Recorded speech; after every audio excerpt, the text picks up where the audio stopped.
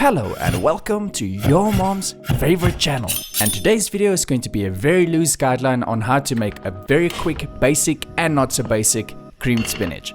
You get a small pot on medium heat, melt 50 grams of any vegan butter. You can use oil instead of the butter, but the butter will just add a little more flavor. And once the butter is melted, add 1 tablespoon of all-purpose or bread flour.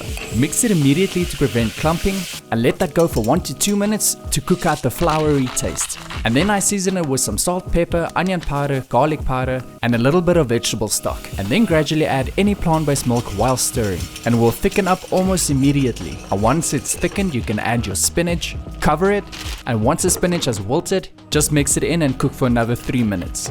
I thought that 150 grams of spinach would be enough, but yes, it's spinach. It's never f***ing enough. So this is the very basic creamed spinach, and it took me less than 10 minutes. And now for the not so basic creamed spinach.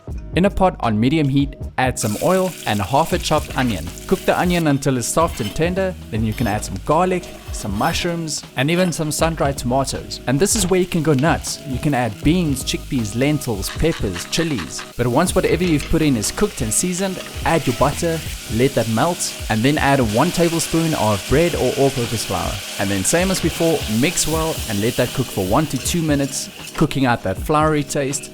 And then gradually add some plant-based milk while stirring until it thickens up nicely. And then if you have some, you can always add some nooch, about a load or so.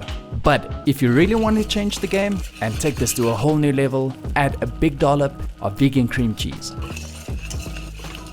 Stir and combine that well, but then you can also add a little bit of vegan parmesan, and that will add more depth to the flavor. And then add all the spinach you can get your hands on, because it's almost never f***ing enough.